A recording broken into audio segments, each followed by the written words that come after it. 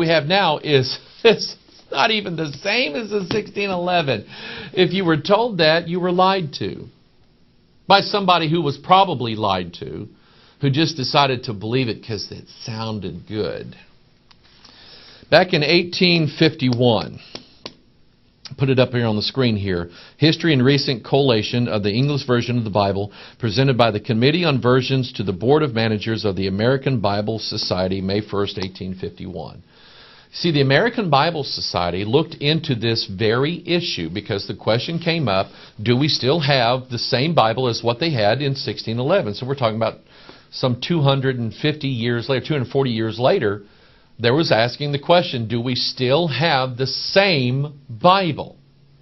And so the American Bible Society commissioned guys to go out and investigate the matter. Here is their conclusions from 1851, the conclusions of the American Bible Society. Here is what they said. The English Bible, as left by the translators, has come down to us unaltered in respect to its text, except in the changes of orthography, which means lettering or spelling, which the whole English language has undergone, to which the version has naturally and properly been conformed, and accepting also the slight variations and discrepancies which in so long an interval must necessarily arise by reason of human imperfection in the preparation and printing of so many millions of copies. Here's what they said. They said the Bible, the King James Bible that we have right now in 1851 is exactly the same as far as the text is concerned, the words, as it was in 1611. They have changed the spelling, the typeface, and as a result, I mean, here you have 1611. You have a guy who is taking the manuscripts from the translators and he's setting type by hand backwards, one letter at a time. He's reading from here, he's grabbing letters, he's putting in here. And in those early printings of the 1611 Bible, the printers made printing errors, but not text errors. And here, in fact, the commission of the American Bible Society, they actually printed in this document. You can get this document from Google Books. Go to books.google.com and look for the History and Recent Collation of the English Version of the Bible. You'll find it, download a copy of it, and read it for yourself. Here are, and I just put up here on the screen, some of the mistakes that they found that were printing errors only. Here's just an example of it. Exodus 38:11, the original 1611 said hoops of the pillars. The corrected form says hooks of the pillars. Now, I'm going to stop right here. Can you not see how a printer, one letter at a time, backwards, could make that mistake? That's what happened. Leviticus 4:35, shall burnt them. And then it was corrected to shall burn them. Leviticus 13:56, the plain be. And then it was corrected to the plague be. You see the difference? These were all printing errors. So here's what you were told. You were told that if you believe the King James, you don't really believe the King James because they changed it like a bazillion times and it doesn't even say the same thing as it does in 1611. You were lied to. You check it out for yourself. You go get one of these and you start one verse at a time comparing this with this. It's the same. It's the same. However, we know for a fact, let's say like the NIV, 1973 came out. That was the new International Version. And then they came out like 20 years later with the new International Version. And now we have the really brand new International Version where they've changed, actually altered the very text of what's in this Bible to conform to a gender-neutral God. Yes, the NIV that comes out now has neutered God. It said, well, we can't be a father or like he. You know, we don't like that. That makes women feel uncomfortable. So we're gonna just change the Bible. So while they did, just since 1973, just in like 30, 40 years, They've altered this book I don't know how many times. I mean, the very words. In 400 years, this one has not changed. You be the judge. Now, let's go back to this vine of Sodom, okay? Or let's just say this vine. You decide. You decide if this is Sodom over here or if this is the vine of Sodom over here, okay? Well, here's what happened. You have the Vaticanus and the Sinaiticus. You have those two manuscripts. Plus, I think one called Alexandrinus from the School of Alexander. Not the best theological seminary in the world. It was full of a lot of mishmash that was not true. But you have these different manuscripts. Different from these guys over here. A lot different. And so a couple of scholars, the Church of England, Westcott and Hort, they decided that, in fact, they were commissioned by the king. And let me back up a little bit. When King James received this Bible, 1611, he put it under what's called a royal letters patent. It's sort of like a copyright for the Crown of England, which basically said, nobody now from here on out can change or alter any of the words of this book. I own them.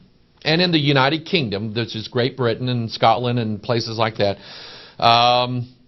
that is true. It's copyrighted in England. Now in America, we can copy it all we want to, or anywhere else in the world. But it's under a royal letters patent, and only the king can alter or change the contents of this book. And so in the mid-1800s, the king said, let's kind of update the language of the Bible. Let's just kind of, we don't say thee and thou anymore. Let's kind of do that. So he commissioned Westcott and Hort to, let's kind of update the Bible. Westcott and Hort, they decided that the 5,000 manuscripts, the 80,000 plus letters, lectionaries, prayer books, things like that, that all said pretty much the same thing over here. They said, we're not going to use that. We're going to use Tischendorf's Sinaiticus, and we're going to use the Vaticanus, because they're older, they're in much better shape, and even though they kind of spit back and forth at each other because they don't agree, we're going to use this as the basis for the new Bible. Now, when they got done with it, they said, well, we can't really call this like the New King James Bible or the Authorized Bible, because it is so significantly different from this one. So they called it the, what do they call it? The Revised Version, 1885. Here you have the Revised Version. You have the Revised Standard Version, 1952. 1971, the New American Standard Bible. And let me stop right here. Let me just throw this in just so you'll know. One guy's opinion.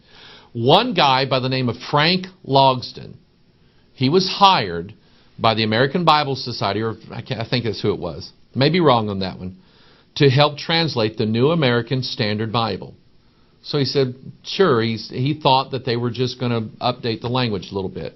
He got involved with it. He found out that they were significantly altering the Bible in a way that his conscience couldn't go along with it.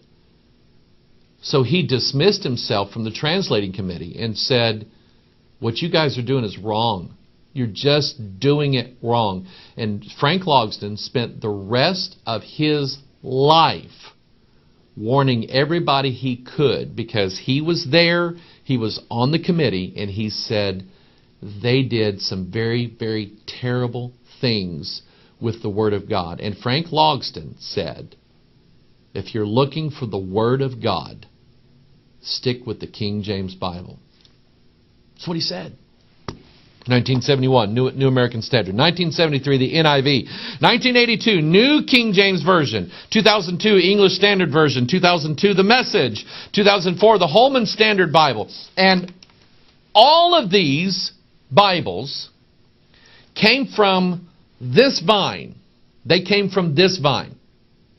Whereas this 1611 and this 1611, because they're identical, they came from, and let me back up. This Bible, Wycliffe's Bible, Tyndale's Bible, the Bishop's Bible, the Geneva Bible, Martin Luther's Bible, the Peshitta, the Syriac, the Gothic Bible, they all came from this vine over here. Again, You decide which vine is which. And I'm going to show you the difference. I'm going to show you the differences now. And I've done this before, but just very quickly, I'm going to show you that one vine says one thing and one vine says something different.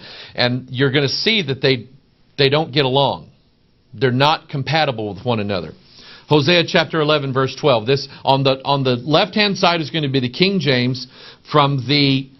let me put it up like this. The left-hand side is going to be one vine, which is the King James, Tyndale, Wycliffe, Martin Luther, all these guys here, following the same line of manuscript, the same vine.